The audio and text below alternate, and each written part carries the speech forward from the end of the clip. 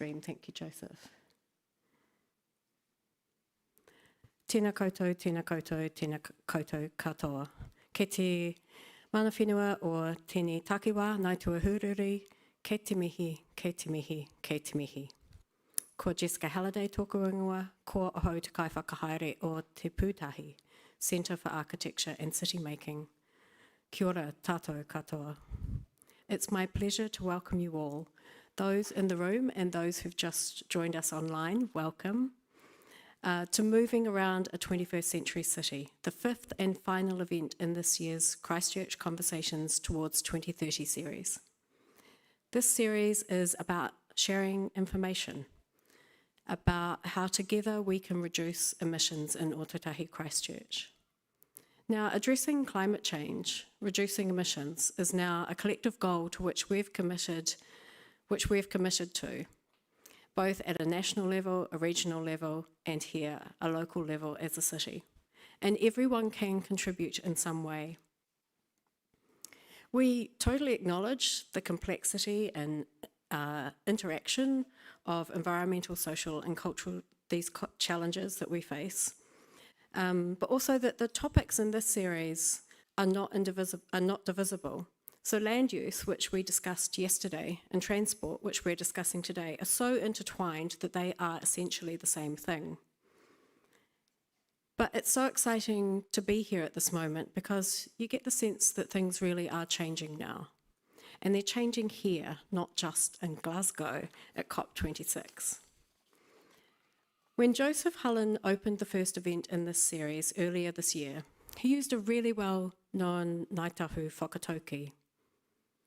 Mō tātou mō ka uri a muri aki nei, for us and our children after us. This whakatauki reminds us why emissions reduction and addressing climate change really matters, who we need to keep in mind as we think, plan and act. There are two groups of people that Te Pūtahi would like to thank. There are two groups of people who've made today's event possible.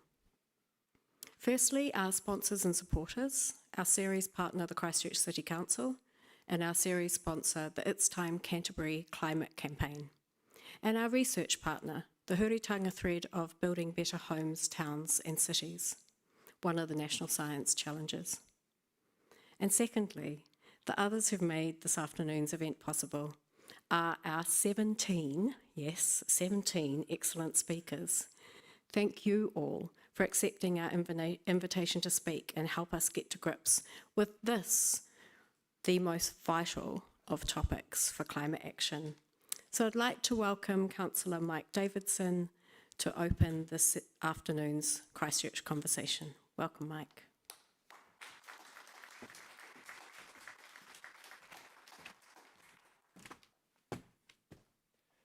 Kina mauna, kina awa, kina waka, kina tātai tangata, tina koutou. Kina mate, haere, ki te huna ora, tina koutou. Ki te mana whenua, tina koutou. Tina koutou ka hui mai nei, ki tēnei whare, ki te korero, ki te whakarongo, ki ngā kaupapa o tau tātou hui. Nau mai, tauti mai, tina koutou katoa. Ko nai tāhu te iwi, ko nai tuahu riri te hapu, no kotorani, no airani, no inarani, oku te puna hoki. Ki te noho o ki Ōtautahi, ko Mike Davidson, taku inua. Tēnā koutou katoa, ngā mihi nui kia koutou. Decades of investment in prioritising the movement of motor vehicles has played a major role in creating social inequities and the climate and ecological emergencies we now face. As a city, a nation, and as a planet, we need to change how we move around. We need to live in a city where most people choose to walk, bike, and take emission-free public transport as their transport mode. This also needs to be accessible. I like to call this green mobility, and green mobility needs to be the future of transport.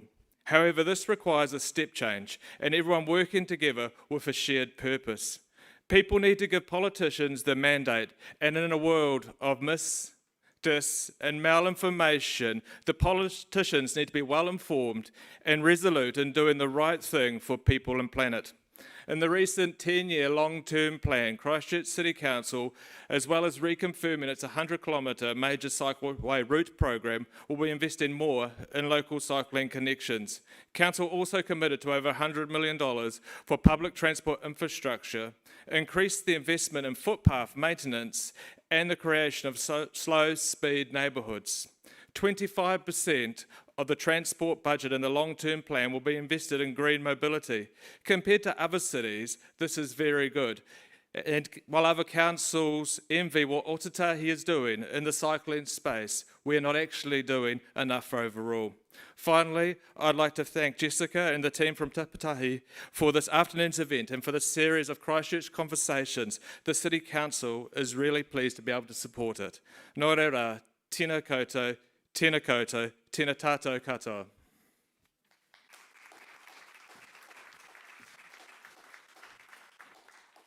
Thank you, Mike. Kia ora koutou. My name's Michele Hollis, and I am going to MC most of today. Today we're exploring how we move around our city in the face of the climate crisis. And as we launch into a conversation about transport, I'd just like to say one thing, one word that Jessica used yesterday, actually, curiosity, and I'd like to encourage everyone here to approach conversations about transport with curiosity.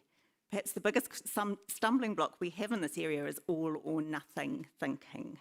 It's not about the bike versus the car. Most people who ride a bike do drive as well. It's not about the car versus the bike versus the e-scooter versus the pedestrian. The reality is that more and more people are adopting a balanced approach to getting around the city. They walk to the local playground, they commute by bike, but they take the bus if the weather's foul, and they use a car for heavy loads or complicated itineraries. It's about choosing what's the right tool for the job. In that spirit, let's crack into a conversation, starting with a young person's view. And I'd like to welcome Piper Pengelly to the stage. Piper lives in Edgware. She has a CV already, which many people would die for, even at my age.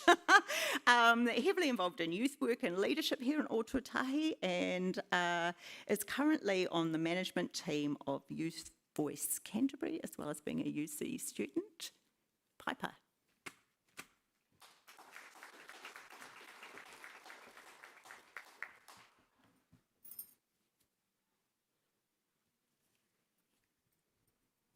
I grew up in a city of car parks. Tremors came, buildings fell, and cars arose from the rubble.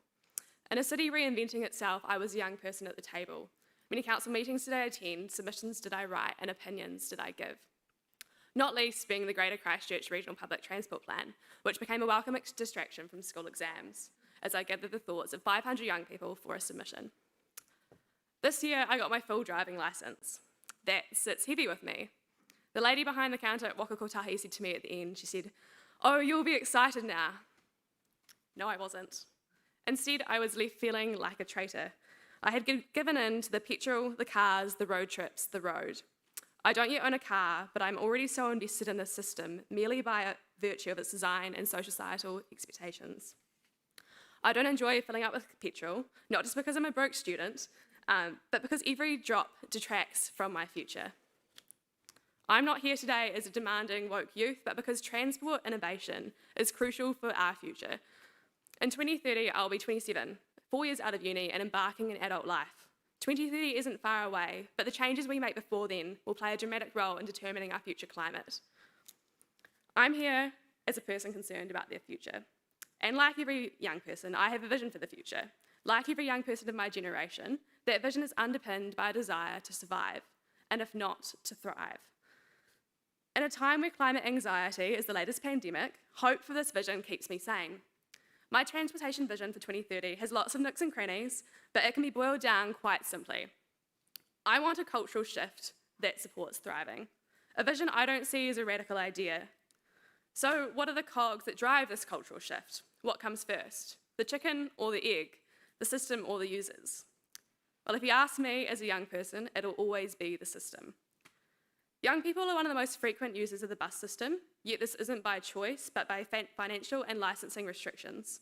Creating an attractive system will result in greater retention rates and improved long-term bus patronage.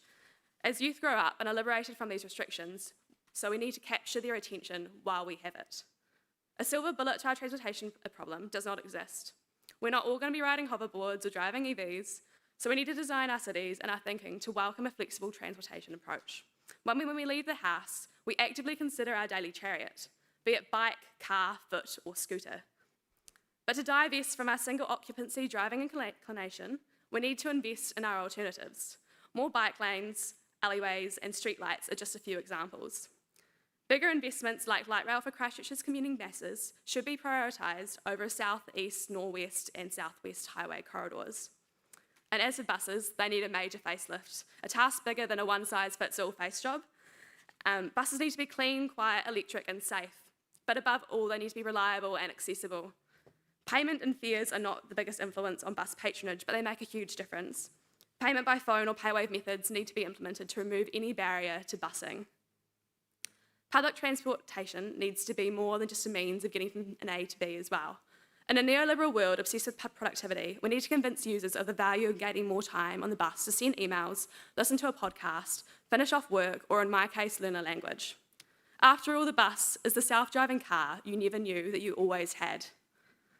We need our public transport providers to put our people and our wellbeing first, to create a system which prioritises the experience of its users, rather than just meeting the bare necessities. At the start of this speech, I described my lived experience of the resurgence of cars from the earthquakes. The earthquakes revolutionised our communities in the same way that COVID is doing so now. So as we attempt to re-stimulate the economy post-COVID, I urge us to invest in systemic changes that will guide the habits of society, because what we invest in today, we save ourselves from in the future. So my vision, cultural change rather than climate change.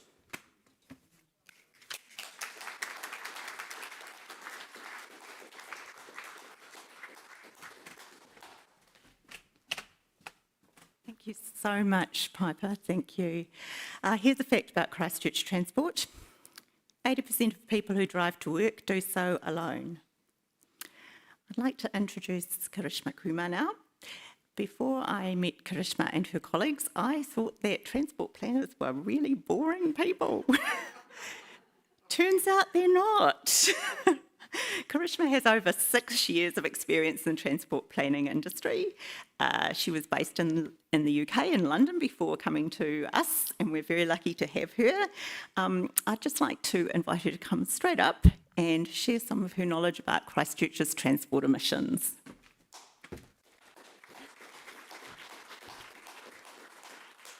It's good to know that transport planners aren't boring, so that's very good to know. So as Michele mentioned, I'm here to talk to you about the emissions profile in Christchurch and what this means for future planning. So before I get stuck into it, I'm just going to give you a quick outline of what I'm going to be covering. Oh, cheers. So I'm going to give you an overview of the emissions profile in Christchurch, how people are travelling in Christchurch and what the impacts are, and where do we need to head in the future to meet our climate targets, and how do we get there. How do we get there is going to be the most important part in how we meet our targets. So here's a diagram to give you a quick overview of the emissions profile in Christchurch. So what does our emissions profile look like in Christchurch? So as you can see, 54% of our emissions come from transport, and of this, 36% come from on-road transport. Our data shows that 40% of our daily trips are under 4K and 8% are under 1K. So that kind of just really shows, for those who are able, a lot of the trips on the network can be converted to those more sustainable trips. So therefore, we really need to consider the role of our transport system and how we use it to reduce our emissions moving forward. Our emission targets are ambitious, and we have set to be net zero by 2045. In order to meet that goal, we have an interim target of reducing our emissions by 50% by 25, noting that that's 5 years ahead of the national target. So how does this compare to other cities in New Zealand? I think this is quite interesting. So the diagram or the image, reflects the total gross emissions per person in different cities of New Zealand. So that's the carbon footprint per person. So as you can see, the emissions per capita in Christchurch is on par, 7.1 with Auckland. However, in comparison to Wellington, it's much higher. And this is due to differences in travel trends. So a lot of people in Wellington travel by bus than in comparison to Christchurch. So how are people travelling to work in Christchurch? So the latest travel to work census revealed that around 61% travel to work by car. In comparison to New Zealand, we're higher than the average for New Zealand. However, more people bike in Christchurch than in comparison to New Zealand, so that's quite interesting. How are we travelling to education? Similar to work, a large proportion of residents and children travel to school by car, and travelling to school by bike, foot and public transport seems to be much higher in comparison to work. Oh, no. So just from those stats, we can tell that a lot of people travel by car in Christchurch, and evidence shows that this is having an impact on our city. So I'm just going to go through kind of what these images sort of mean. So cars and more cars on the road means more air pollution, and the evidence shows that our particulate matters in Christchurch are currently just sitting on the maximum allowable standard set by the World Health Organization. So that's all the air pollution that comes out the exhaust pipes in cars. And even though we're sitting on the allowable standard, research indicates that there are no safe levels. So, I mean, overseas evidence from London actually shows that your lung capacity will pretty much decrease if you have a lot of PM in the atmosphere. Cars also contribute to more congestion. So our models show that if travel patterns remain the same, the number of trips will continue to grow. So therefore, the congestion is going to grow. And this also leads to poor road safety outcomes. So if you have more cars on the road, vulnerable transport users like cyclists might find it intimidating to drive on arterial or some other routes that are fairly busy by cars. And lastly, over the last decade, our city has become car dependent due to an increase in urban fringe development as a consequence of the earthquakes, and lots of residential development and businesses had to move out. And historical and current investment in transport has enabled driving to pretty much become more easier, cheaper and convenient. And all of this has led to poor urban design outcomes, which makes some of our city unattractive, which is what all the national policies are trying to make better, is to make the city more livable.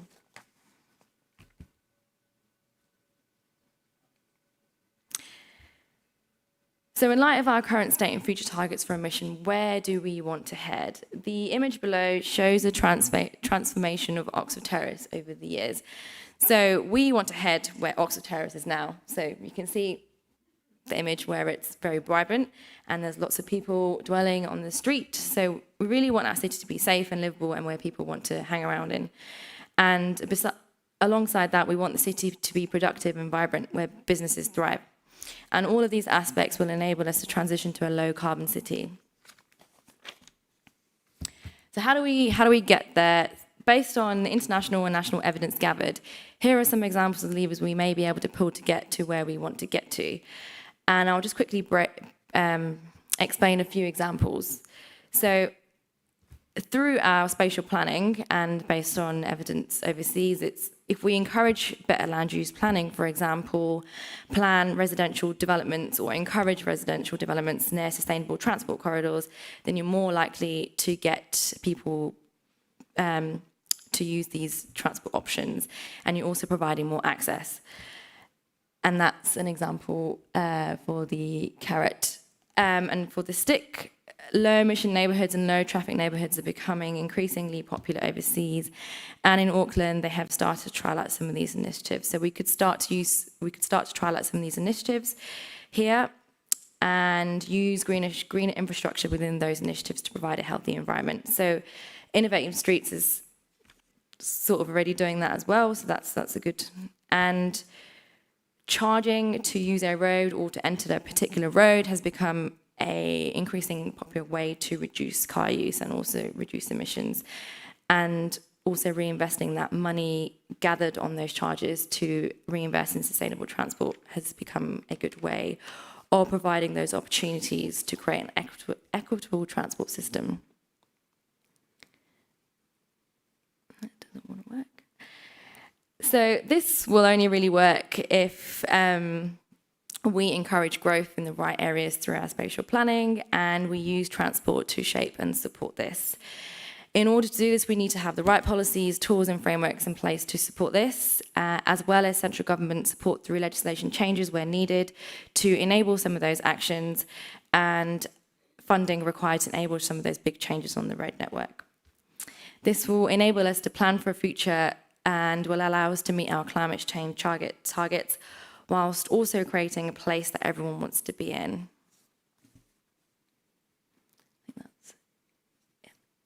And that's all. So thank you.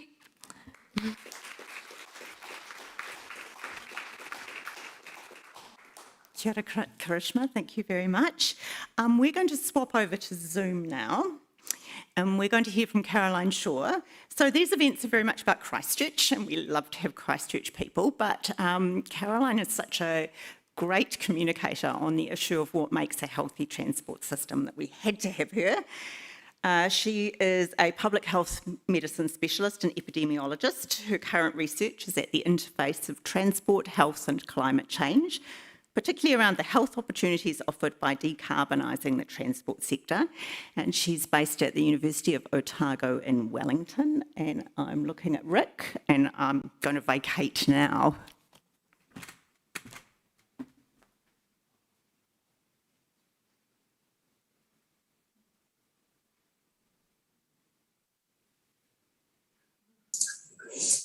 Tēnā koutou.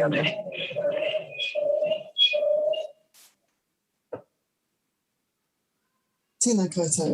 Nō koutou ni aku tipuna no unia rangi hoki. He tangata tiri te au. E tipu ake o e te awa kairinga, e te rohi o te Aotearoa, e runga e te monga o ki atua, e te taha o Waikato. Ko Caroline Shaw au, he takuta, he kaiako, he kairinga hau hoki. Nō reira, tēnā koutou, tēnā tātou katoa. Kia ora koutou. My name's Caroline Shaw from the University of Otago in Wellington. I am from Wellington in the area in the rohi of Te Aotearoa, iwi. I've grown up here and I continue to live here. I'm an epidemiologist and public health medicine specialist, and I work in the Department of Public Health. And I'm going to be talking about why a public health doctor is talking about transport today. So just a quick recap, what determines health? And I think it's important to put that in a little bit of context first. When we think about what determines health, about 20% of it is genetics. About 20% is the healthcare, the hospital system that we have. And the rest of it, the majority of it, is the social and environmental factors, things like housing, things like employment. And it's important to recognise that there's about $20 billion that goes into healthcare each year through Vote Health. Only about 2 to 3% of that actually goes into that 60%. Most of it goes into healthcare. And transport falls into as one of these factors that falls into the 60%. Hence, public health like to meddle in the area of transport. And these are the pathways to health from the transport system. And I think what's worth pointing out here is that there are some really great things that transport does for health, provides us with opportunities for physical activity through cycling and walking. It allows us to access green spaces. It lets us access healthcare as well, and also maintain connections with whānau, with places of significance to us like marae, papakainga. And for children, it allows them, and for elderly people, it can allow them to be independently mobile, which we know is really important, particularly for children's development.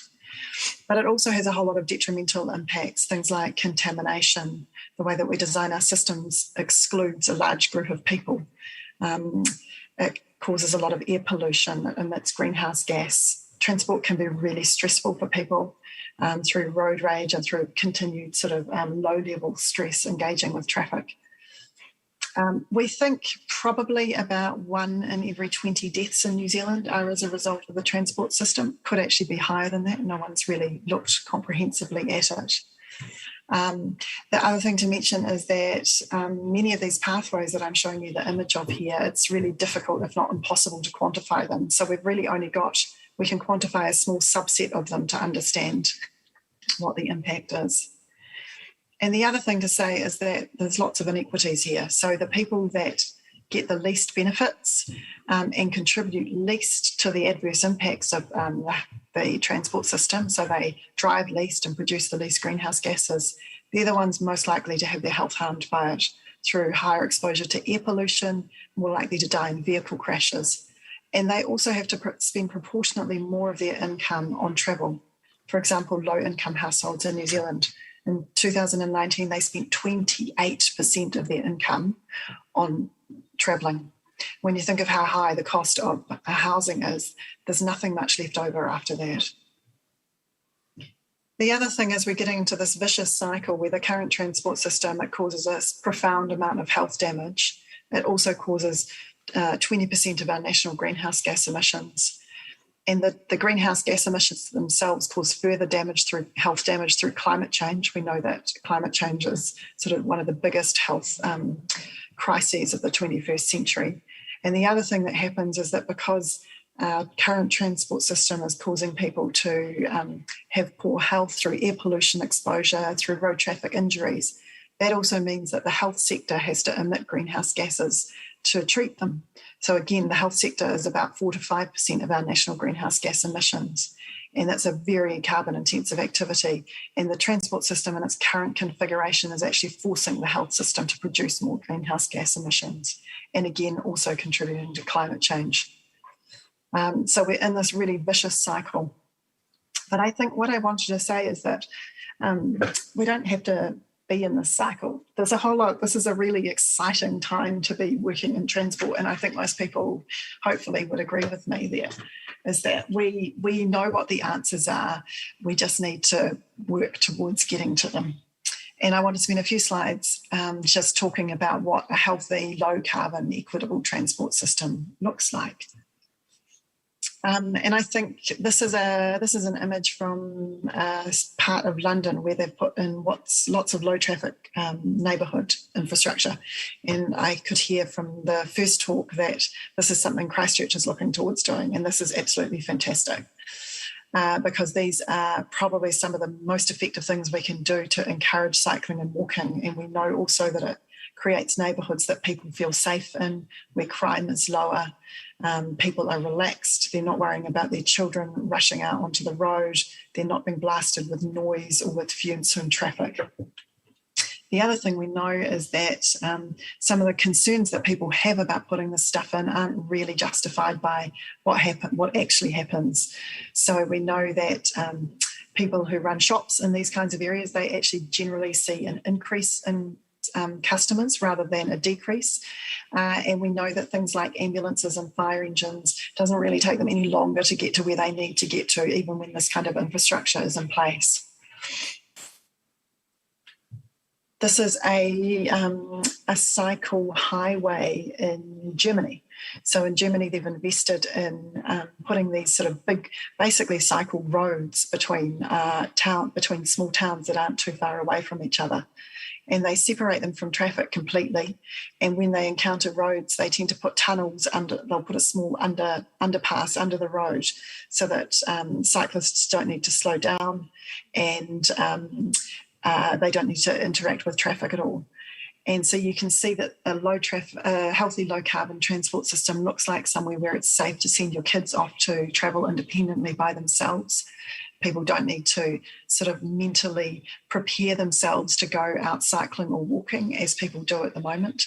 You have to mentally gird your loins that you're going to have to get engaged with traffic and with all of the kind of abuse that can come along with that. People can just get on and they can cycle from place to place without any of that kind of stuff.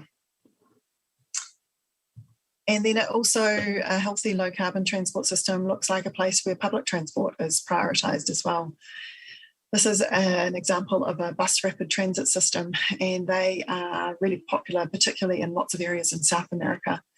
These are basically buses, but they sit on their own bits of infrastructure so that their journey times are quick and their journey times are really reliable. So they're really comfortable to ride. We know that these BRT systems are cheaper than sort of hard infrastructure for public transport, things like trams and trains. Bus rapid transit is quite a lot cheaper, and it's also quite a lot quicker to implement. And so this is having comprehensive and really well-priced public transport systems are also a key part of a healthy low-carbon transport system. But what about electric cars? This is a slide that I put in to preempt this kind of question. I think it's important to say that electric cars are going to be important for us in the future. Moving away from an internal combustion engine fleet is really key, but we need to think about electric cars as having quite a constrained role in the future of our cities. And this is the reason why, if we think about all the issues that we face in our cities with congestion, with noise pollution, with greenhouse gases, electric cars are at best an ambiguous solution to many of them. If you take a life cycle analysis, electric cars only reduce our carbon emissions by about 60%. So 40% of the emissions are still there from driving an electric car because of the manufacturing and disposal and transport costs to get to New Zealand. They don't really help us with injury. They don't deal with physical inactivity, with transport stress or the space demands in cities. So while I'm not saying that we shouldn't move to an electric fleet, because we absolutely should, I think we need to think of that as a secondary kind of solution, and that the main focus that we should be thinking about is cycling, walking and public transport. How do we get there? Well, I think the first thing to say is that this is all absolutely possible. None of this stuff hasn't actually been done elsewhere. It's actually not that radical. If we want to talk radical, we can talk about other things. But what we need to do is systematically unpick all the pro-car bias that has been embedded in our current policy and practice and laws. And it's happened over the last 50 to 70 years. And we need to embed a different system in place. And I'm super excited by this, because this is the city that I would love to live in. And I would love it if my kids could ride safely to school by themselves. I think there's so much amazing potential here. How do we do it? This is my wind-up slide. I think we need a vision and a plan, and we need a marketing campaign as well. So we need to be selling this vision to the country, because some of this stuff is really hard and change is hard. We need a really good legal framework to support it. We need the right funding, and we need it for our local and our central government to be pushing in the same direction, because at the moment we've got a whole lot of incentives that just don't meet up to deliver us the outcomes that we want to do. We need to out our vested interests. We've got lots of people who do really well out of the current system, and we need to think hard about how we're going to change that. And I think we need to think about social license as something we create. It's not something that individuals or our communities give to us. It's something that we create by doing stuff. And we've seen that a lot in public health with things like tobacco, with things like violence prevention. We have created the social license by actually taking the action, and people can see that this improves their lives. And I'm going to finish up now, because I can see that I have gone 2 minutes over time, and I'm very sorry about that. But enjoy the rest of the wonderful speakers. I'm sure you're going to get some fantastic talks for the rest of the day.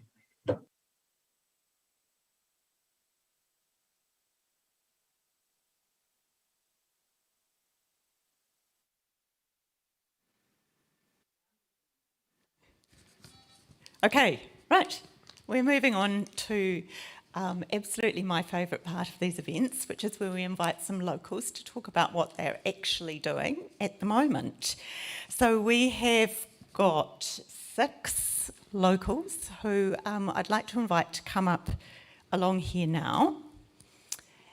And they're going to give us their quick fire stories about what they're currently doing, how they're currently moving around the city. I'm going to do a complicated COVID mic wiping thing in between, so excuse me. Now, Moata, you're going to start. There you are. Kia ora koutou. My name's Moata Tamaira and I biked here today, which is quite typical for me.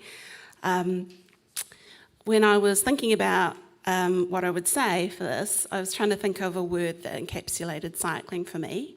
And I found this quote from Susan B. Anthony, who, if you're not familiar with her, she's sort of how Kate Shepherd is to New Zealand as Susan B. Anthony is to the US. And she said, "Let me tell you what I think of bicycling." Was it bicycling? Bicycling. One of those.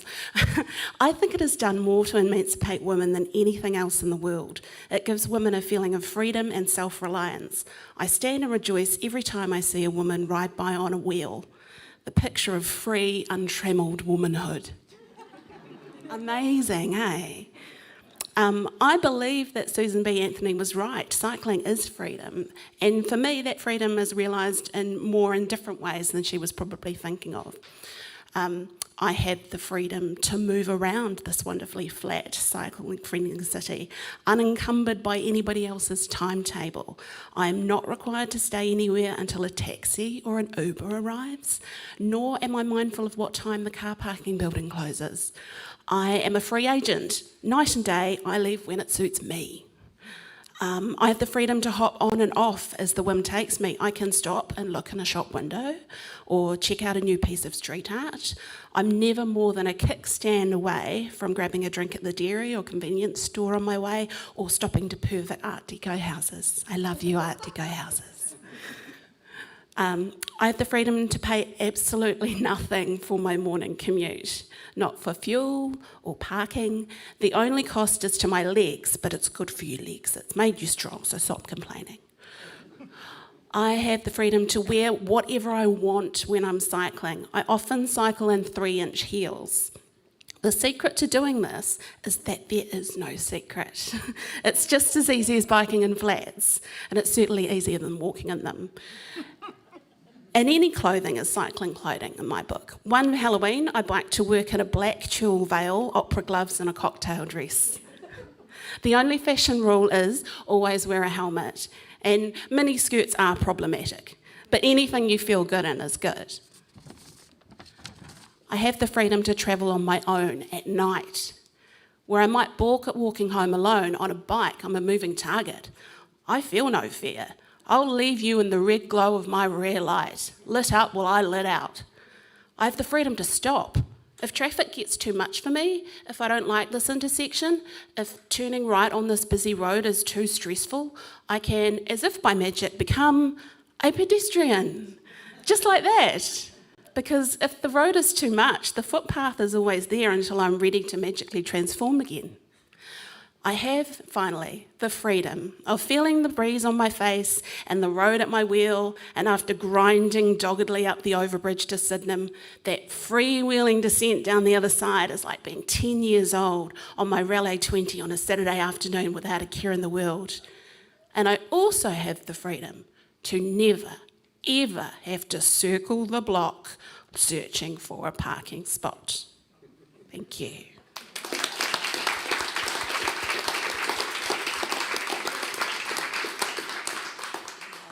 Now, Moata's very kindly going to do a double act for us because unfortunately Donna couldn't be here today, but she's sent in what she was going to say and Moata's going to read it. Thank you. Yes, so I've magically transformed now into an entirely different person named Donna Robertson. Kia ora koutou, my name's Donna and I am a pedestrian. I like the word flaneur or flaneuse, a French term related to walking and being a passionate observer of the city. Walking for me isn't just a commute or exercise, it's an experience, and I see Christchurch up close. Walking is free in both senses of the word. I go at my own pace. My tip is a good backpack and shoes, and I need to think about how much I can carry. Once I carried a 7-kilo book about beautiful libraries home, and that was weighty. I should mention Donna, like myself, is a librarian, so this is an occupational hazard. I stop and smell the roses. A few months ago, I saw a chap trimming his roses and told him how much I admire them when walking past, so he gave me a couple. Things I have seen walking. I like to take photos. I love the surprise of turning a corner and seeing new street art. Going down Cashel Street, I gasped when I spotted the eye-tricking new Riverside mural. Familiar sights I love when I'm walking. The Christchurch Town Hall and Ferrier Fountain especially lit up at night. The bookshelves and Dellman Architects on Colombo Street.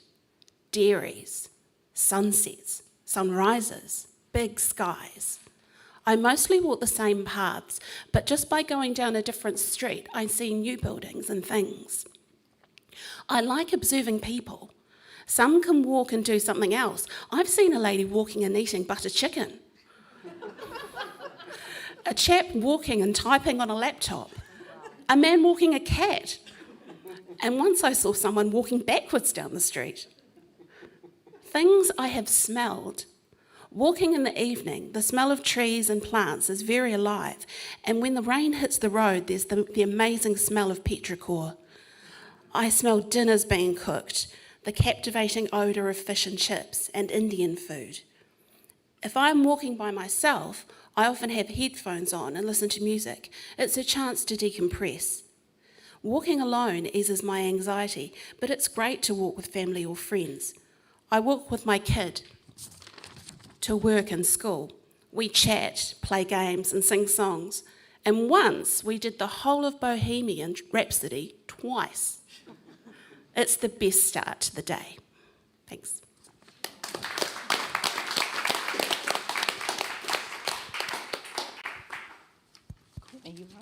Tēnā koutou, ko Courtney Bennett tōkunga, and I live the scoot life.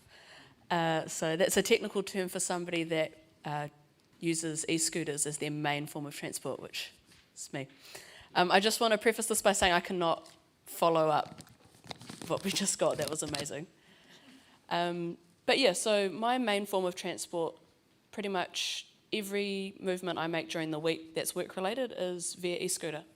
So I live in Phillipstown, and a lot of my work is in the central city, which makes it really easy and practical to just jump on a scooter and come in. So one of the things that makes it so easy for me to go around via e-scooter is because we have so many cycleways. Lots of people are not fans of cycleways, love them. I like to remind people, particularly our car friends, that if we have lots of cycleways, it keeps the cars off the roads and you don't have to worry about hitting the cyclists. And they quite like that when we say that. There's two main reasons that I choose to commute via e-scooter. The first one is it reduces the stress, and the second one is it increases the joy.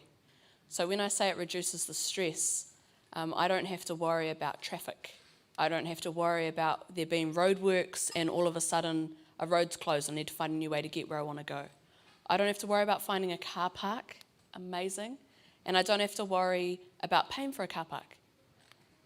If we weigh it up as well, I timed it once and it takes me longer to get in my car and drive into the office, like door to door, than it takes to take an e-scooter. So I'm not losing anything there either.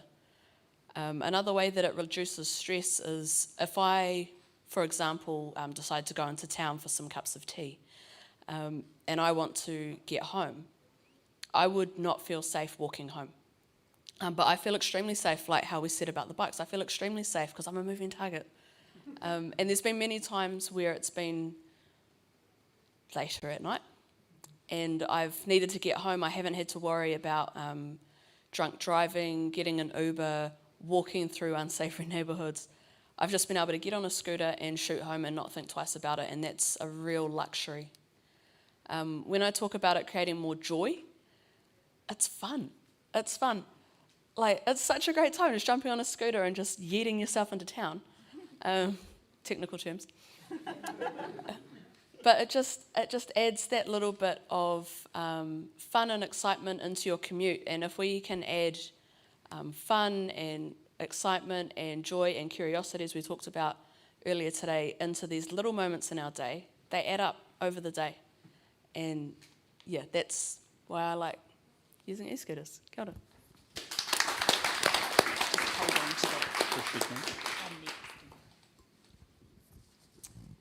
Kia ora. Full disclosure here, Jess is actually my youngest sister. She is currently following public health advice, which is if you feel unwell, get a test and stay home. And that boy in the photo is my 6-year-old nephew. So Jess is a sole parent. She works full-time and she looks after Tom full-time as well, effectively. That's what you do when you're a working parent. And she got this e-cargo bike because she wanted to get a bit more exercise. She wanted to maybe reduce her carbon footprint a bit. And she's done a lot of Ks on this e-cargo bike already. She loves it. Tom is not so keen right now. So this is a real story. Tom doesn't like sitting staring at mum's back. So the plan is that he will get a little side mirror. Jess also finds that while riding in the summer is wonderful, riding in the winter is a bit harder. She doesn't particularly like riding when it's wet, and she doesn't particularly like riding with Tom when it's dark. So most of our part of the family live out in New Brighton, and the cycle network, there's a bit of a hole in the network where we are, unfortunately. So what Jess did midway through this year is she took advantage of her mortgage coming up for renegotiation. She put a little bit more on the mortgage, and she has now bought herself a second-hand Nissan Leaf EV as well. So when it's dark, when it's cold, when it's rainy, or when Tom is finding it extraordinarily difficult to get out of the house, they take the EV. And when it's sunny, when there's a little bit more time, they get on the bike. So, yep, that is a real story from a real person, and I'm incredibly proud of what she's doing right now.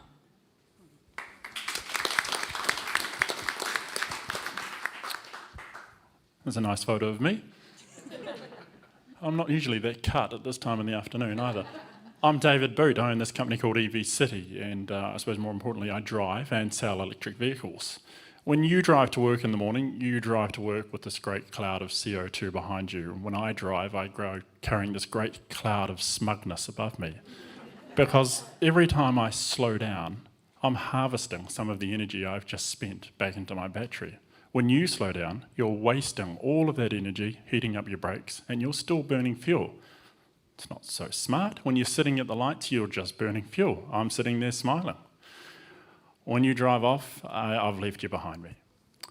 EVs are so much faster, more exciting to drive, and I then go and spend my whole day trying to sell what I believe in.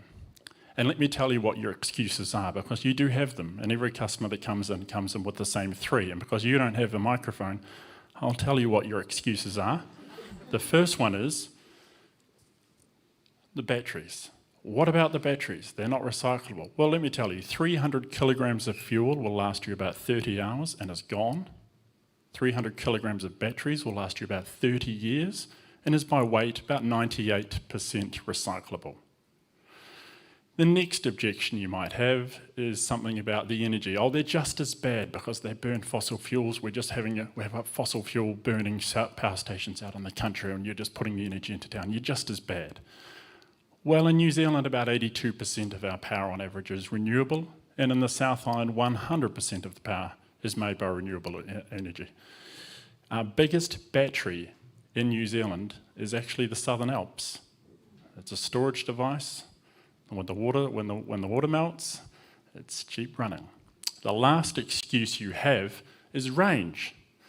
You can't go far enough in an EV. Well, the NZTA tells me that you guys drive 16 kilometres a day on average, and if you live outside of the city, then your average is 28 kilometres a day. The worst EV you can buy does around 100 kilometres a day. So you could get through about a week's worth of travel for about $1. But then I do love the traditional married couple that comes in to see me and says, I'm not buying one until you can drive to Dunedin without stopping. And I look at them and say, your bladder can't do that. And you don't do that, and that raises the next point. A lot of you have the fear of, I won't buy a car that won't complete 100% of my journeys, when 99% of my journeys will be completed by them very effectively and very cheaply. What about that 1%? Think differently about the 1%, stop and charge. You always do anyway. You have to stop and recharge yourself or uncharge yourself. And a final point I might like that to really, I suppose, highlight it. Once a year, pre-COVID, once a year I used to fly to visit my sister in Australia. I don't own a plane. There are other ways to achieve those long distance journeys. You don't have to have a one-size-fits-all policy. So at the end of the day, once I've listened to all your brown-beating discussions about why you won't buy an EV and get through to one or two of you, I drive home under my cloud of smugglers, drive straight past the petrol station, give you a wave, watch you spending $100 when my trip costs me $1. And I'll continue to do that every day. And I'll be at the corner of Wordsworth Street and Gaston Street, smiling and waving at you all, just holding my nose. Thank you.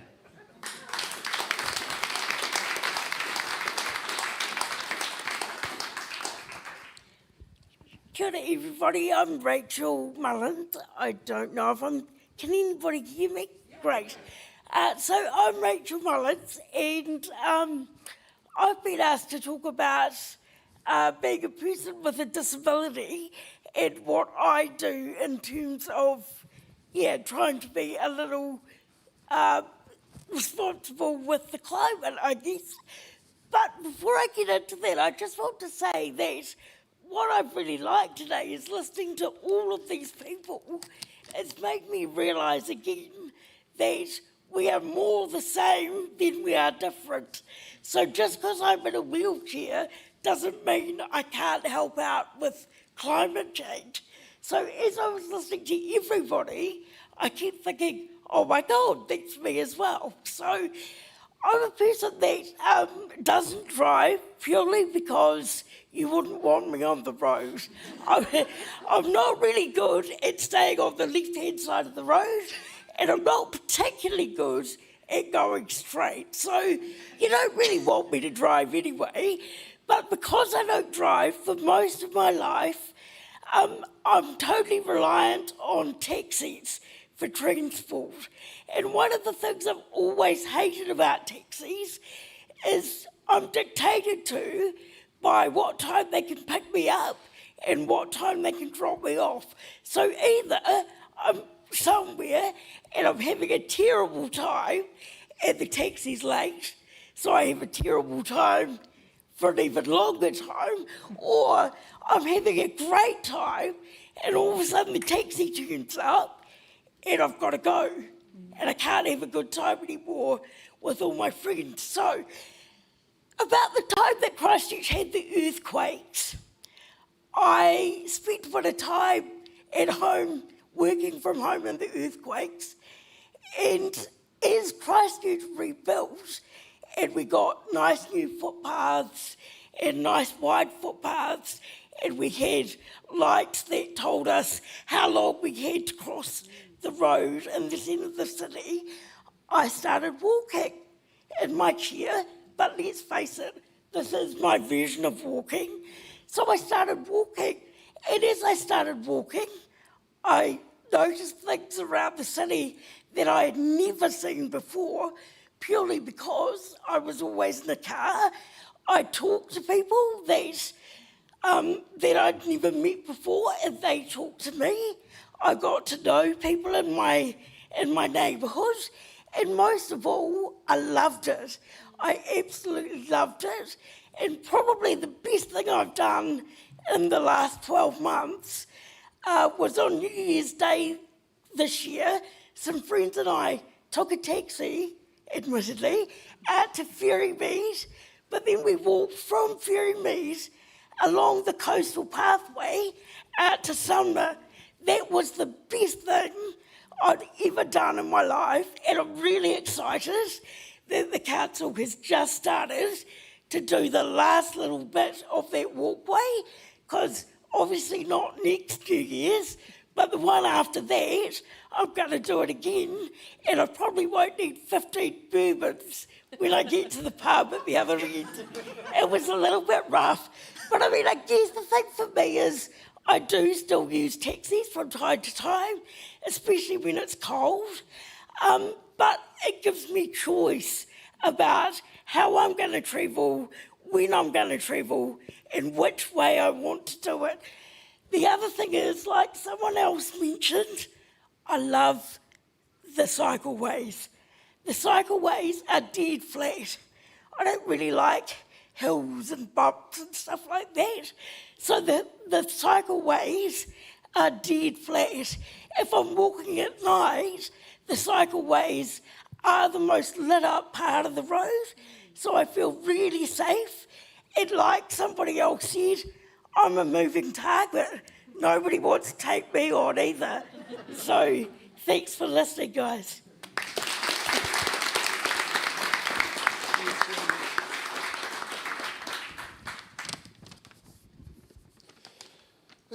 I'm probably the only one here not talking about myself today, so it's a bit of a change. I work for Otago Community Housing Trust.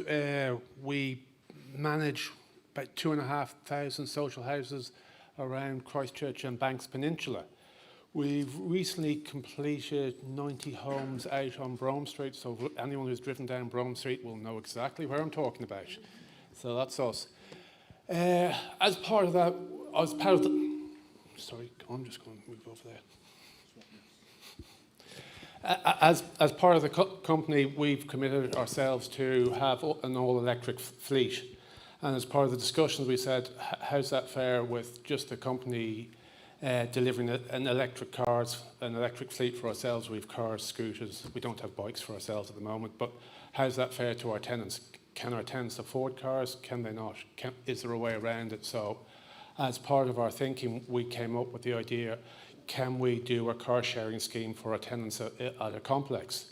So after a lot of thinking, a lot of humming and hawing, and really a lot of research that provided us very little answers of how many cars we should provide, what should we provide, how should they work, how should they operate it. We stuck our finger up in the air and came up with an idea. So we've provided 2 cars out there, 2 Nissan Leafs, nothing spectacular, but good quality, I think 2015, 2016 Nissan Leafs. Good range for all the car journeys out there, but we sort of said that's not fair for our tenants, because at the end of the day, do we want them just using the cars every now and then for, as people have said, a spectacular trip, you have something awkward, something strange to do. So we also went in the idea and got them EV bikes as well. So we have 5 EV bikes, 2 cars there, between 90 people. So the bikes are for people if they want to disappear for a day, want to go to somewhere different, park up, meet their friends, have a long talk, have a long chit-chat. The bikes, in our vision, is to have them so if you want to go do your shopping, you jump in the car, you go off, do your shopping, put it back, drop in, so you're not stuck to bus timetables, you're not stuck to anything, so you can go in, get out. Yes, there's a charge for the car, it's basically covering the cost of running the service. The bikes are free, so if you want to take your bike, you want to go down to the beach for the day, take the bike, go down for the beach day, come back, everyone's happy, everyone's smiling. So that's what we've done. There are teething issues with it on the systems and things that are working, people thinking they're free bikes for everyone and stuff like that, but we're getting over those problems now. We have now done, sorry, I'll look at the facts and figures.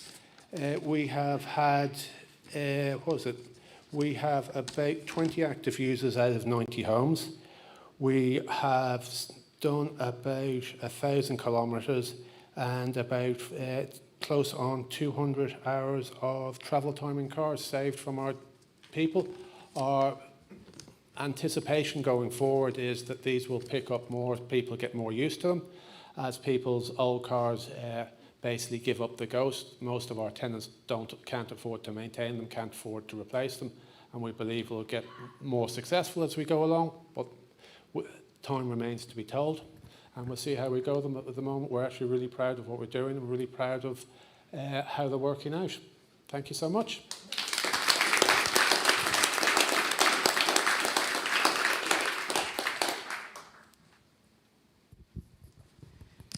Kia ora koutou, ko Alex Hallatt and I'd like to talk about how much I love the number 28 bus. I came here by the number 28 bus, and I could have come here by a dirty diesel Land Rover that my other half owns. He's quite happy to take me places in the Land Rover. I'm less so, and but if I need to get to somewhere that the number 28 bus doesn't get to, then I will take the Land Rover. Or there's a share car in Littleton, an electric share car, and I can use that if I want to go and pick something up on Trade Me that I don't want him to know anything about. Or if I want to go to the eco shop and spend more than 15 minutes, because I'm allowed 15 minutes, that's it. So you can't get there on the number 28 bus. But today I got the number 28 bus, and I love taking the bus, and this is why. I mean, you've heard all the normal reasons why the bus is great. Environmentally, it's a lot better than a 1975 Land Rover. Also, you don't need to find or pay for parking. But I think the undersold thing about buses is they are great for your mental health. When you get on a bus, that's it. You don't have to worry. Like, the driver does all the worrying for you. You can just sit on the bus and watch the world go by, or read a book, or listen to a podcast, or I hadn't even thought about learning a language. But you can do all that on the bus, you don't have to worry. And then if there's traffic, if the traffic's a nightmare, you can't do anything about it. You can't get into road rage with anybody. In fact, quite the reverse. I've had awesome conversations on the bus. And then I've even met a lifelong friend at the number 28 bus stop at South City on the way back to Littleton. And we got chatting because, you know, if you're getting the number 28 bus at South City, you're generally going back to Littleton. Oh, Littleton, you know, which street do you live on? Ah, Sunnyside. Well, it's Morningside and Eveningside, and when it comes to the sun, but that's another story. But yeah, we're still good friends, even though he's moved to the city, and I have to get the bus in to meet up with him for lunch. But in general, I would say that getting the bus is relaxing. It allows you to do other things, not worry. The only drawback is that it doesn't go often enough. And that's why I've come here today, to persuade more people to take the bus, because if more people take the bus, there'll be more buses. I also know that if my dog was allowed on the bus, she would love it too. And that's the other thing I'd really like to see, is pets on buses. Yes. Pets on buses. Yes. Thank you very much.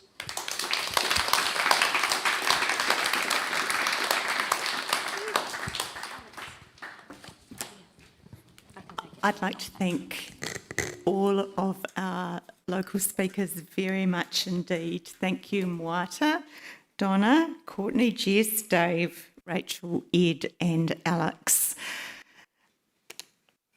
I'd now like to welcome Stewart Gibbon to the stage. Stewart is the General Manager for Public Transport and Environment Canterbury, so maybe he can tell us what's happening with the buses.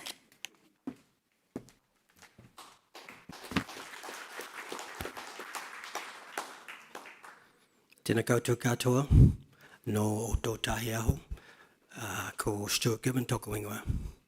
He kai whakahare whakatumatanui aho. Ki te konihere ke waitaha nō reira, tēnā koutou katoa. Good afternoon, everybody. Stewart Gibbon for Environment Canterbury. Going to have you a quick conversation about what's happening in public transport in Greater Christchurch. Get my clicker going. So a lot of conversation today about the challenges facing our city, our country, and the world from climate change. And in Greater Christchurch in particular, transport is the key contributor to our emissions as an urban centre. So why do we need to change? We've heard a lot about that already this afternoon.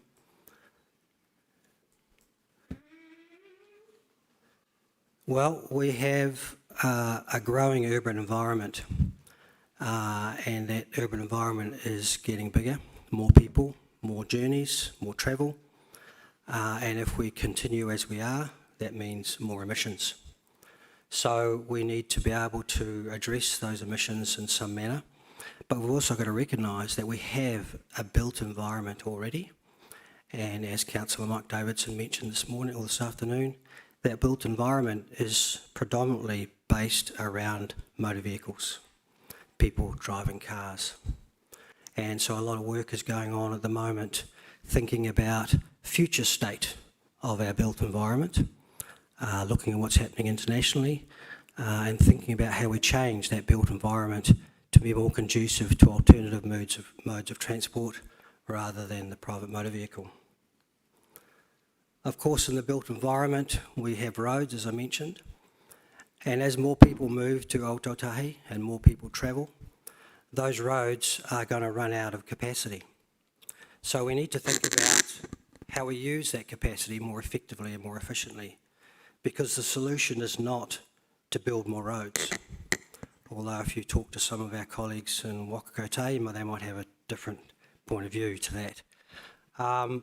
So as we can see on the slide, if we want to transport 50 people in a road space, if you put those 50 people in 50 motor vehicles, it consumes quite a lot of that road space. If you put those 50 people on their feet or in a wheelchair and use the road space, consumes quite a lot less of that road space, but still a reasonable amount of it. If you put 50 people on a bicycle, be it an electric bicycle or a manual bicycle, it consumes a certain amount of road space, but if you put 50 people in a bus, it's the smallest footprint use of that road space. So public transport has a role in making a more efficient use of the road space that we have. You've seen the slide already. I'm not going to dwell on it too much. Transport is a key contributor to our emissions, so we've got to do something about that. And public transport is one of a number of solutions to address that issue. Earlier this year, Greater Christchurch embarked on a research program to support some work that's going on around imagining or reimagining Greater Christchurch in 2050. And so the community research identified a whole bunch of things that people wanted to see in their city. And one of the top things they wanted to see was a strong, usable, competitive public transport system and good cycling and walking infrastructure. So they had choice. They had mode choice, they had travel choice to encourage people to change how they travel. So there's a lot of good reasons there to think about investing in public transport and making public transport a more usable, a more convenient and a more competitive mode option for our citizens.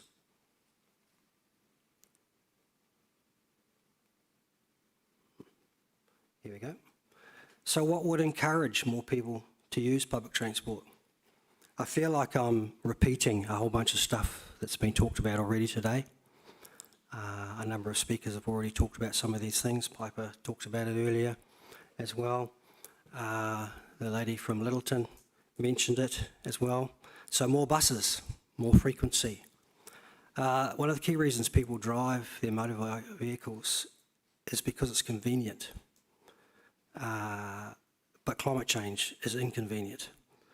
And so we need to do something about that. So creating a more accessible and more frequent service means that public transport is more accessible to more people. And you don't have to worry about timetable pressure, just turn up at the bus stop and a bus will come along. So that's one of the things that people are looking for. They're looking for a service that is reliable. One of the speakers today, a lady from the health sector, talked about bus rapid transit and having reliable bus services. Councillor Davidson mentioned a significant amount of investment going on in public transport infrastructure over the next 5 to 10 years for Pūtahi. and some of that investment is going into bus lanes to enable our bus service to be more reliable and more efficient. You kind of want to have a good experience when you're consuming a product or service. So we need to make sure that when you do engage with our service, that you do have a good experience. The vehicles are clean, the vehicles are modern, the driver's friendly, it doesn't cost an arm and a leg to use, it's reliable, it's convenient, it takes you from where you are to where you need to go, and you get a little bit of physical exercise as well when you use the bus, walking to and from it. It needs to be affordable. There are significant cohorts in our community, again, which was talked about today, which spend a significant percentage of their income on travel and transport. And so we need to make sure that public transport is affordable and accessible to those parts of our community. And finally, it needs to be flexible and accessible. You may or may not be aware of a trial that we're doing in Timaru called My Way. It's an on-demand public transport service, a bit like an Uber, but it's not an Uber. It's a rideshare service that you can order up on an app, pay for it on an app, comes close to your place of work or place of living, picks you up on the side of the road and takes you anywhere in Timaru. So very flexible. Timaru communities are very enamoured with this service. We've been trialling it for just over a year now.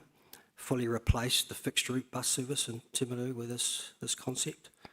And so we're kind of hoping that Waka Kotahi help us out and make that a permanent fixture in Timaru in years to come, and then we can bring it to Christchurch. So how is public transport evolving at the moment? We need to recognise the role that public transport plays with climate change and for our community. There's two sides to this story. It does help the climate, but equally as importantly, it does help the community and improve community outcomes from a wellbeing, from an accessibility, from a health perspective. And again, I'm kind of repeating what's already been said this afternoon.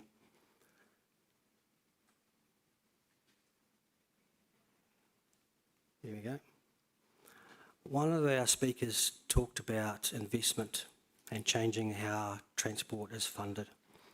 And I'd like to talk a little bit about that at the moment because this is a very, very important point. At the moment, historically, public transport has been a lag investment of the investment party, central and local government.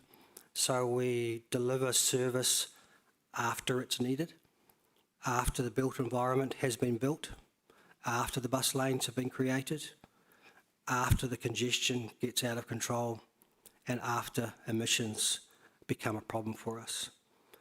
I think Piper mentioned as well, if you want to change people's attitudes and behaviours, you've got to give them an option and a choice. And giving them that choice after they've already chosen to drive their car is kind of a bit late. So the funding philosophy needs to move away from being lag investment to a lead investment, and that will require a change in the funding model and funding approach and funding policies from government and from local authorities. And so we need to reshape and reimagine this conversation we're going to have with our community. There are a whole bunch of good reasons to invest in public transport, to invest in cycle lanes, to invest in low traffic neighbourhoods, etc. But all those investments do take funding to enable that to happen, and that requires our communities and our government to be willing to make that investment. So we've got to change that conversation.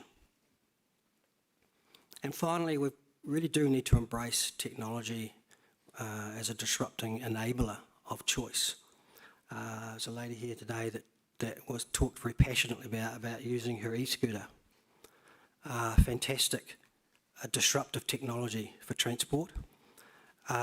It's also disrupted people engaging with public transport, but it's had positive outcomes, so you can't argue against it. It's a good option for people to use. It's using the infrastructure the city's building, which is a good thing. It's producing less emissions, and you have a cracking good time riding an e-scooter. So we've got to enable and embrace those technologies to provide people choice. And then finally, the long game is to integrate our urban development and our urban form with transport planning together. As you'll know, a lot of our urban sprawl in Greater Christchurch hasn't really accounted for transport. A lot of new subdivisions haven't been designed with public transport in mind. They haven't been designed with walking in mind. And so the only option left to people is to drive their cars. And so when we think about future development in Greater Christchurch, we need to think about joining that transport thought with the urban design thought as well to make it seamless. So what's going on at the moment? Electric buses or low emission buses are the conversation du jour. We had 3 electric buses on our network 2 years ago. At the end of this year we'll have 28, so there's 25 new electric buses turning up at the end of this year. And then over the next 2 years we're procuring another 28 electric buses, so just quietly getting on with it within the confines of the funding that's available to us. Ooh, don't quite know what's happened there. There we go. Now it's a bit preaching to the converted, but an EV bus, as the gentleman talked about, EV cars, produces a lot less emissions out of the tailpipe, in fact no emissions out of the tailpipe, so every person who rides an electric bus is making a positive contribution to climate change and a positive contribution to their personal health and well-being. There's a whole bunch of supporting things going on at the moment in public transport in Christchurch as well. Just finished implementing a new real-time information system across Christchurch to help improve the reliability of public transport.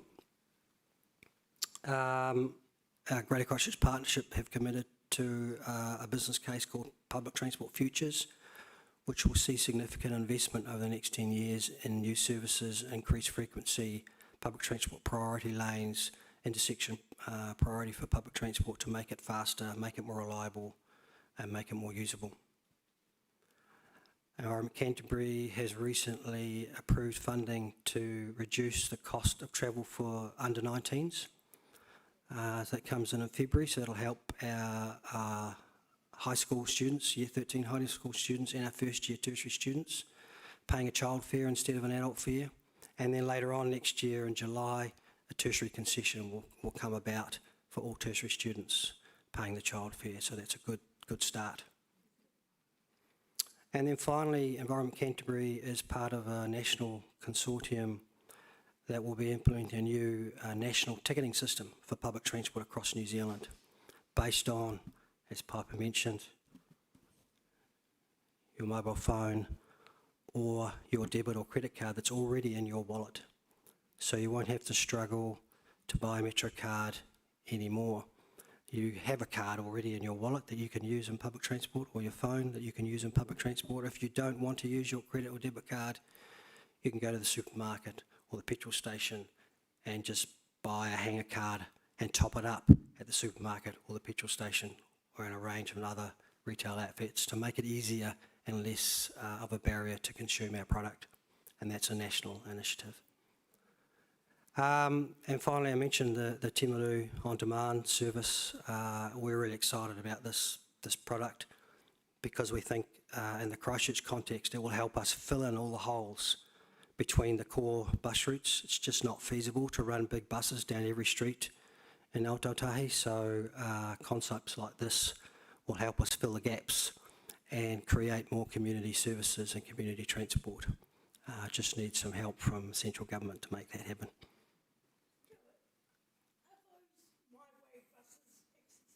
Yes, they are. Yes. They have bike racks in the front. Yep. Look, the last thing that's going on at the moment is a bit of thinking into mass rapid transit for Greater Christchurch. A few comments earlier on about we need light rail or we need heavy rail, and the lady talking about health used the example of bus rapid transit. So the Greater Christchurch Partnership is investigating this as well as part of the spatial plan work that's going on, thinking about the urban design and form for Christchurch in the future and connecting that with the thinking about transport for that urban design. As you can imagine, and you may have seen in the media around Auckland, light rail is not cheap. Someone else mentioned that before. It's a relatively expensive intervention, and it doesn't service the whole community, so we need to think about that. Is it right for our city? Is it the right intervention? Could we do more with the money that will cost to do this? So all of that thinking is going on at the moment for the future of Christchurch. It's not something you turn on in 5 minutes. It might be a progressive step change. We might increase frequency, create bus rapid transit, and then overlay light rail or some other solution for Greater Christchurch. But the key thing is those thought processes are underway at the moment. Look, that's all I'm going to say. I think I've run out of time, but yeah, pretty much repeating what everyone else has already said, and you can see that we've started that journey as it is. Thank you.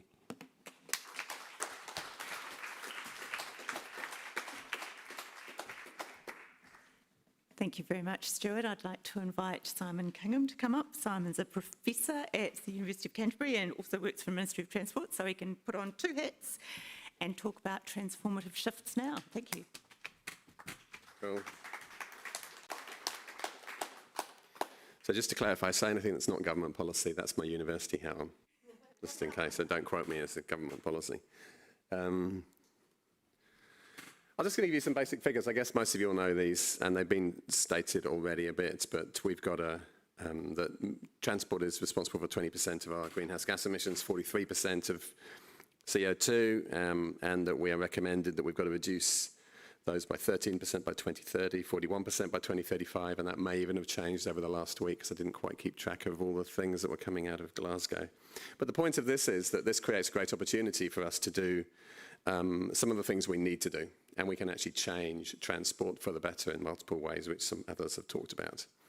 Just to stress the magnitude of the challenge, you can see on the figure here, this is business as usual, the green line. This is where we've got to get to. If we don't do anything, we're going to go down this green line, and the reason it's going down is because we will be electrifying the fleet to some extent. We've got to get to here, and then by 2050, somewhere down here. So we've got a lot to do. We can't carry on the way we're going. How are we going to do it? The government recently produced its draft, or this is the Ministry of Transport produced a plan. So this is the Ministry for the Environment and the Ministry of Transport and various government departments produced their draft emissions plan. And it said we have to, 1, reduce our reliance on cars and support people to walk, cycle and use public transport, which is what we've talked about a lot today, and then rapidly adopt low emission vehicles and fuels and begin work now to decarbonise heavy transport and freight. So number 2, Dave, you'll be pleased. Where's Dave gone? Number 2, so lots of electric vehicles. But of course the big challenge is this bit. We've got to reduce our reliance on cars and support people to walk, cycle and use PT. And the government has actually put some targets in here. And these are the targets. I'm not going to dwell on these because these are kind of the technology targets. I'm really going to just tell you about the first one. The first one is we've got to reduce vehicle kilometres travelled by cars and light vehicles by 20% by 2035 through promoting better travel options, particularly in our larger cities. So basically, we have to reduce the amount we travel. We can't rely on technology to do it. We've actually got to reduce the vehicle kilometres travelled by 20%. Now, that is a really big number, and I don't quite know if people realise how big a number that is. But the amount we travel has got to change dramatically. And this is the reason, is because if we look at what we've got to do to reduce our greenhouse gas emissions to meet our commitments, we can improve, which is what Dave talked about. That's a shifting the fuel, so mainly electric vehicles, and people talk about hydrogen and other things, but it's mainly electric vehicles. But the other part is we avoid travelling, and we shift the way we travel. So in other words, we walk and cycle and use public transport more. And Ministry of Transport's estimate is that improving the vehicle fleet will only produce 61% of the necessary reduction in emissions. And this has got to result in 39% of that reduction, hence the 20% reduction in VKTs. Now that is really, really, really, really challenging, and I don't think people quite realise how challenging it is, and that's why we're having this conversation today, and why we've had these excellent examples of people talking about the changes they're making to try and demonstrate that they're possible, because that's a real challenging thing we've got to do in a relatively short period of time. So we've got to shift some of the things we do. So what have we got to shift? We've got to shift a whole bunch of things. The first thing, back one, we've got to do is shift modes. Dave's talked about this, Stuart's already talked about this. So we've got to start thinking about public transport that looks different to public transport today. We will keep the number 28 bus, I assume. I can't promise it, but I'm assuming the 28 bus will stay. But we're going to start seeing more of these My Way type vehicles. We may start talking more seriously about things like trackless trams, which potentially offer the benefits of a fixed rail system, but at a fraction of the cost, because light rail is expensive and we may need to be looking at cheaper solutions. And so we're going to see new things coming along. So we may have to shift the modes. We also need to shift attitudes. This famous quote, or allegedly attributed to Mrs. Thatcher, who said, a man, I would say she would have said woman, but actually she was a woman, but she would not have said a woman, sadly. She said, a man who beyond the age of 26 finds himself on a bus can count himself a failure. Isn't that a terrible quote? But that was kind of the attitude of the 1980s, and sadly that attitude does exist a bit today. Sorry about the number 28, but there are some people who think that. I know. And we need to change it to this more enlightened man, the mayor of Bogota, I think. A developed country isn't a place where the poor have cars, it's where the rich use public transportation. And this goes back almost to what Piper said right at the beginning. We need to be creating it so people choose to use the bus, that the bus makes sense, or public transport makes sense as the choice. And the reality is for many people at the moment it's not, but we certainly need to shift the attitude away from what Mrs. Thatcher allegedly said to what Gustavo Petro said. We also need to shift modes. We do need to have more people using bicycles. And not just normal bicycles, but we are going to start seeing more of these. We're going to see more cargo bikes, more electric bikes. And wouldn't it be lovely if that was a regular challenge? Maybe not quite that much, but where we actually get to the point where there are lots of people. And this actually raises another challenge. And Mike earlier talked about filling in the gaps. And one of our gaps in the cycle network is you can't get through the tunnel. That's the sort of example of the type of gaps we need to be working out solutions to. We can't have these sorts of situations, really. And so I think shifting modes is part of what we're going to see. We also need to shift attitudes in terms of cycle use. So this quote was, dare I say, a city councillor from a few years ago, who might still be a city councillor, who said, people are lazy and cycling is not cool. That's not the attitude we want. We need to change to, and this quote was the same as the American, I can't remember her name, whoever quoted that amazing American woman, who said something very similar, didn't she? Yes, and I have quoted her before, but very similar. H.G. Wells said something similar.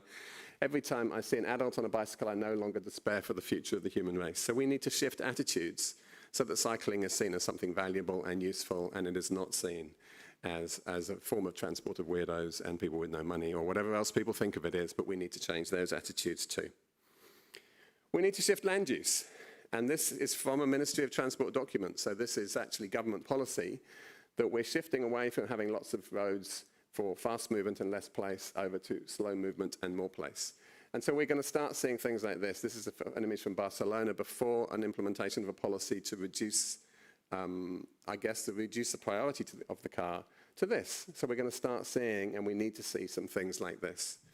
And there are some attitudinal changes as well as land use changes we need to see to make that happen. But suffice to say, the government is very committed, and this is from government documents, and central government is committed to empowering this and enabling this, and the good news for the two city councillors here is they are committed to funding it as well. So we just need to be ready for that. Again, we need to shift land use from vast car parks like we have in Christchurch at the moment to lovely cycleways like this, that not only, they should almost not be called cycleways because they're good for mobility scooters and they're good for regular scooters. These are active transport corridors or non-car corridors or whatever we're going to start calling them. We need to start creating places for Courtney to park her scooter because scooter parking randomly does irritate people.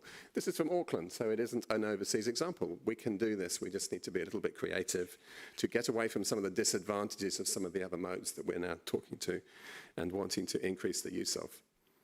And again, we need to shift attitudes. Oh no, sorry, and then here's another example of a street. This is the sort of street we should be trying to get. Again, this is another example from London, and we saw an example from London earlier. We need to start changing the way we view and use street space so that it's not places for cars, it's places for all sorts of modes. Again, we need to shift attitudes as well. Oh, back one, sorry. Come on, back one. Aha! We need to shift attitudes to evidence. So when a cycleway, ironically called the Copenhagen Bike, where a bakery called the Copenhagen Bakery is complaining that cycleways will annihilate business, the fact is that's actually just wrong. The evidence is really clear that cycleways do not annihilate businesses, and overall they're really good for business. So we need to change the conversation, and we need to change the attitudes, and we need to change the evidence base so that people know cycleways generally are really good for business, particularly things like bakeries.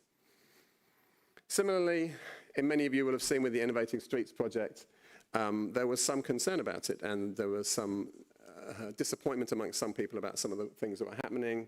In Auckland, the media got hold of this. Some of the Innovating Streets projects were vandalised. And other places, that's what I need to do. Road adornments were described as childish and dangerous. And this is things like putting paint on road and temporary infrastructure on roads. And the reality is it's not childish and it's not dangerous. It's fun, which is a better word for childish, I think. And it isn't dangerous because it slows traffic down, but people perceive something as slowing traffic down as dangerous. Recently in my own community, some planters were put out, and people said, they're really dangerous, they're going to slow me down. It's like, I think you're missing the point here. That's kind of the idea. The good news in terms of evidence is that there's a lot of really good evidence that this stuff is not only good for transport and emissions, but it's good for lots of other things as well. So we now know that reimagining city design is crucial to tackling climate change. So research has come out from all parts of the world, particularly the UK, some of it's coming out saying, actually, if we change our cities, that's really good for climate change. And cycling, which I think actually is one of the things that Christchurch should be really focusing on, because if you look at our geography and you look at the types of journeys we're making and you look at the distances we're trying to travel, cycling is actually a really good option. It's not good for everybody, but it can be really good for a lot of people. And we now know that some research is suggesting, this came out of Oxford University, it's 10 times better for reducing climate emissions. Finally, I just want to end, and it's been touched upon, that this is one of my favourite books. I read it a few years ago, and it basically says, when you look at cities, if you do good things to reduce greenhouse gas emissions, you get really good outcomes. You get healthy people, you get happy people, you get resilient communities, you get strong communities. And so, in other words, if we do this stuff for climate change, we actually get all these other benefits. And if suddenly in 50 years someone says climate change, you got it all wrong, there's that quote that says, we will have actually created really good communities for nothing. That's not a bad idea anyway. So that's where I'm going to end. So thank you very much.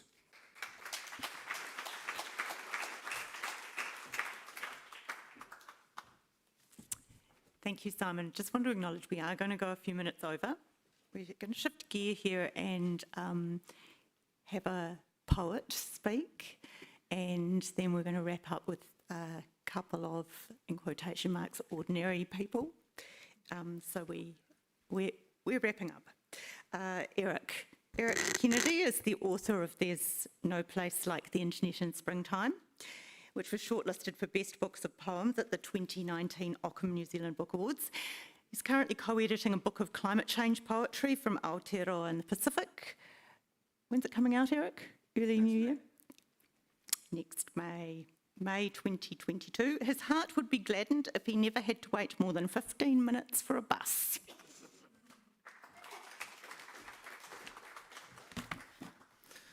Kia ora koutou, ko Erik Kennedy aho.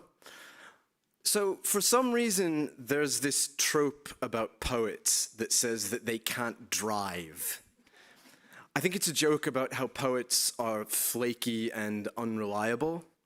So my friend, the poet Jordan Hamill, who can drive, actually has as his Twitter bio, only poet in NZ with a driver's license.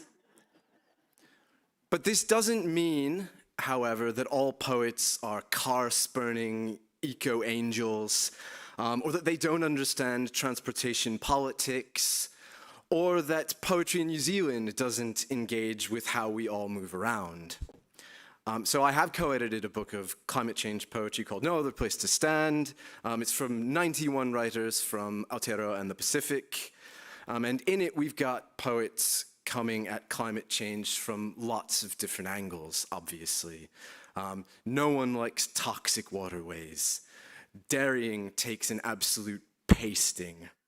There are poems about concrete, bushfires, flood tides in Tuvalu, apocalyptic hot girl summers, you name it.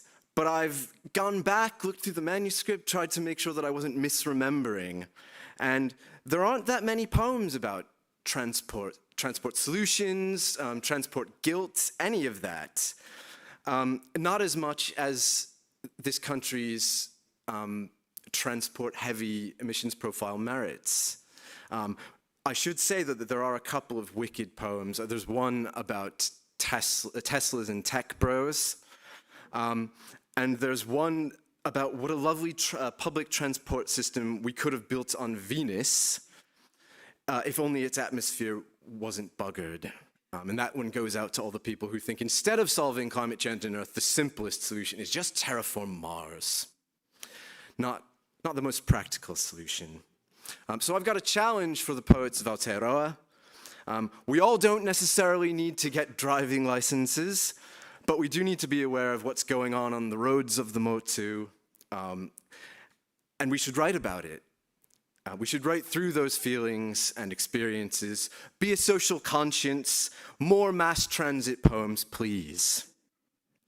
So as for me, I try, both through my actions, I'm a rider of the 28 bus as well, and I try poetically, but I do feel guilt sometimes. Am I doing enough?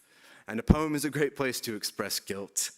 So here's a poem about that guilt. It's called Post-Pandemic Adaptation. You'll remember for about 5 minutes in 2020, everyone was like, we're never going to go back to the way things were. We've seen the light. Have we? So this is called Post-Pandemic Adaptation.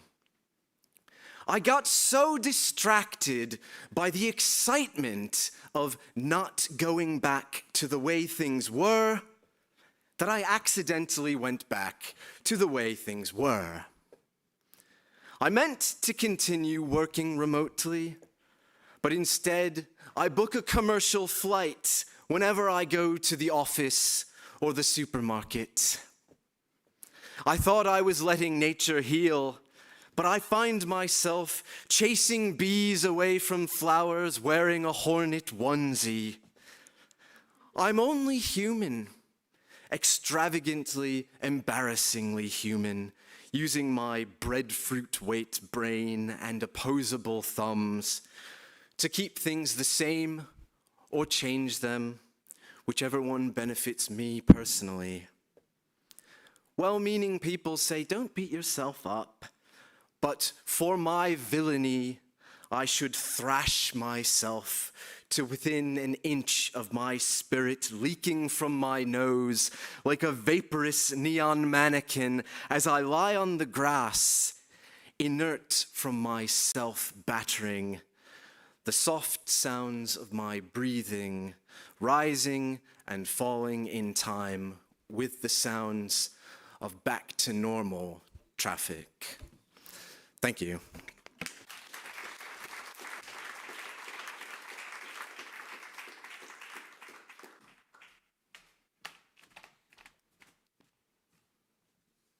I so love an open brief. We had no idea what Erik was going to do. We're going to try something different we've never done before, and we'd like to invite our People's Panel to the stage.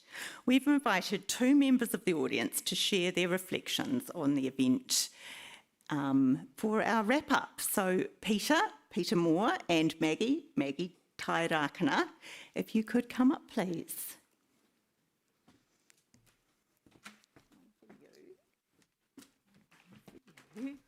You. Pop over there. Yep. So I'm just going to ask questions. And I guess the first thing I'm interested in is based on what you've heard today. Peter, you might want to come this way so you're not staring into the light. Yep. Yeah. Is there anything you think you might do differently based on what you've heard? Nā mihi mai oha kia koutou katoa. I think I was struck by the fact that I work in a field of sexual violence, and we spend a lot of time talking about cultural change with that issue. And it's really easy to be overwhelmed with the size of the problem. So it's great to be in a room and realise, of course, these are solvable problems. When I see that 60% of health outcomes are in the changeable range, it makes me feel much more optimistic. So I've been talking about and not doing getting an electric bike because I've got to do some research. So I feel motivated to get off my chuff and do that piece of research and get on my bike again.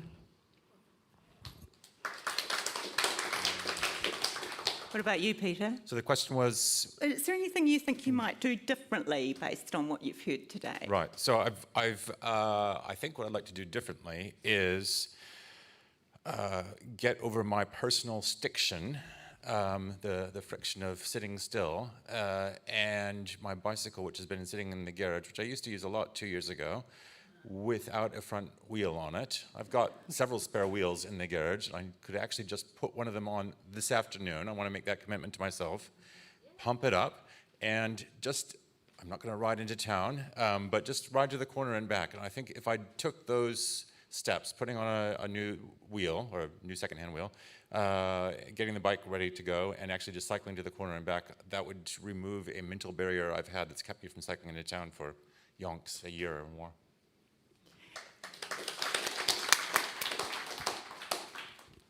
I'm looking at Jess. Can I ask one more? Yeah, okay. So you've heard a range of people. What are you hoping to see the authorities, maybe council, ECAN, any of those official groups do?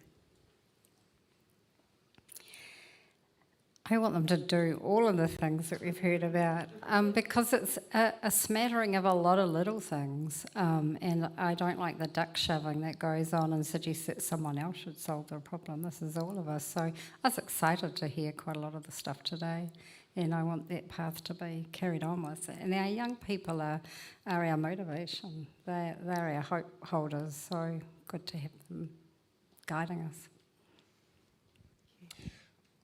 So many things. I liked the project that's happening in Timaru. I was already thinking before it was announced, it was mentioned that was happening. That was something that keeps me from using public transport more, the inconvenience, particularly at different times of day. Like staying at work late at night, for example. But a bigger thing is maybe a bit lateral, which is I would like to see some current regulations enforced, and I'm thinking in particular around, oddly enough, clean air rules. Use of log burners, and people who use wet wood or treated wood or painted wood, because in the past, many years ago, I used to cycle a lot, and when I first came to Christchurch in 1993, cycling to South Brighton, I would be covered with the smell of coal smoke and wood smoke, and it's gotten a lot better, but I still worry for my health cycling at night in Christchurch in wintertime. Thank you both, and I hope that's helped the rest of us just sort of start thinking about what we might do.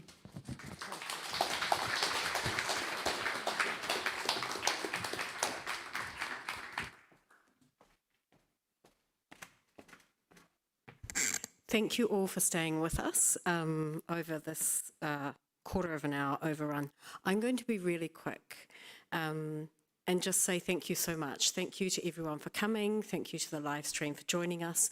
A special thanks to all our amazing speakers who were so varied and so stimulating, and yeah, indeed gave me a lot more hope for the future of the city and the change that we are going to experience over the next 8 years. It's only 8 years until 2030. Let's not count the rest of November and December.